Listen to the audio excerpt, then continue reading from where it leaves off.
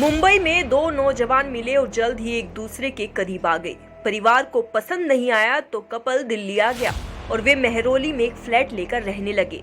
इसके बाद जो हुआ आपके रोंगटे खड़े कर देगा। आफताब ने अपनी लिव इन पार्टनर श्रद्धा की बड़ी ही बेरहमी से हत्या कर दी। उसने क्रूरता की हद पार करते हुए श्रद्धा के शव के 35 टुकड़े किए और दिल्ली में कई दिनों तक फेंकता रहा। दिल्ली पुलिस ने आज उस हैवान को गिरफ्तार कर लिया है। आफताब ने हत्या की साजिश कुछ इस तरह बुनी थी कि उस तक पहुंचने में पुलिस के भी पसीने छूट गए। आखिरकार 6 महीने बाद वह पुलिस के हत्थे चढ़ा है। मोहब्बत से मर्डर की एक खूनी कहानी है। आफताब की तस्वीर तो देख के आपको यकीन नहीं होगा कि यह शख्स इतनी घिनौनी और क्रूर वारदात को अंजाम दे सकता है।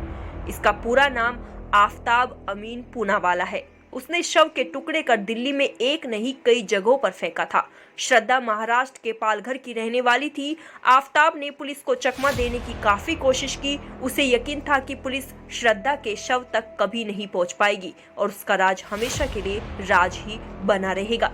पुलिस ने पूरी घटना बताई तो सुनने वालों के भी रोंगटे खड़े हो गए। 18 मई को किसी बात पर दोनों में झगड़ा हुआ तो आफताब अमीन पूनावाला ने गला घोंटकर श्रद्धा की हत्या कर दी। इसके बाद उसने शरीर के 35 टुकड़े किए और उसे रखने के लिए फ्रिज खरीदा।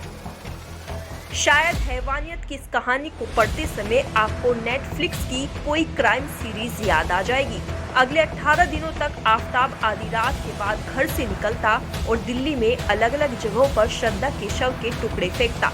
बताते हैं कि करीब 2 किलोमीटर जाकर वह जंगल में शवों के टुकड़े फेंकता था, जिससे जानवर उसे खा लेते थे और शव का पता नहीं चला।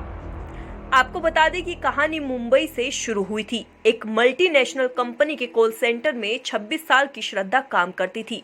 यहीं पर उसकी मुलाकात आफताब से हुई। दोनों डेटिंग करने लगे और ज्यादा समय साथ बिताने लगे।